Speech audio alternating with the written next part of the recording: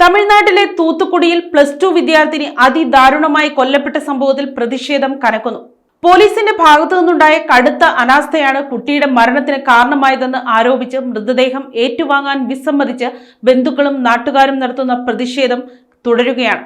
തൂത്തുക്കുടി ജില്ലയിലെ കുളത്തൂരിനടുത്തുള്ള ഗ്രാമത്തിലാണ് നാടിനെ നടുക്കിയ ഈ സംഭവം ഉണ്ടായത്.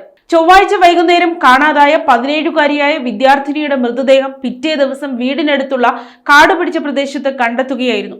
പെൺകുട്ടിയെ കാണാനില്ലെന്ന പരാതിയുമായി മാതാപിതാക്കൾ ആദ്യം വിളത്തിക്കുളം വനിതാ പോലീസ് സ്റ്റേഷനെ സമീപിച്ചെങ്കിലും അവർ പരാതി സ്വീകരിക്കാൻ തയ്യാറായില്ല. തുടർന്ന് കുളത്തൂർ പോലീസ് സ്റ്റേഷനിൽ പരാതി നൽകാൻ ആവശ്യപ്പെടുകയായിരുന്നു.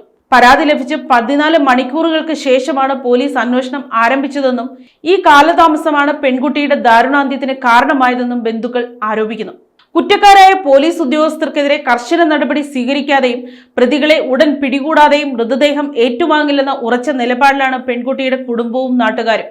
പോസ്റ്റ്മോർട്ടത്തിനായി മൃതദേഹം നിലവിൽ തൂത്തുക്കുടി സർക്കാർ മെഡിക്കൽ കോളേജ് ആശുപത്രിയിൽ സൂക്ഷിച്ചിരിക്കുകയാണ്. അതേസമയം സംഭവത്തിൽ ശക്തമായ രാഷ്ട്രീയ പ്രതിഷേധവും ഉയർന്നിട്ടുണ്ട്. പെൺകുട്ടി ലൈംഗികാതിക്രമത്തിന് ഇരയായതായി സംശയിക്കുന്നതായി പ്രതിപക്ഷ കക്ഷികൾ ആരോപിച്ചു. Thoothukudi police superintendent C Madan അടക്കമുള്ള ഉന്നത ഉദ്യോഗസ്ഥർ സ്ഥലത്തെത്തി പ്രതിഷേധക്കാരുമായി ചർച്ച നടത്തി.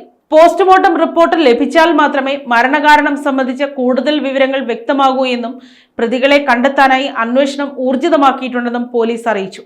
News desk, Kottarakkara media.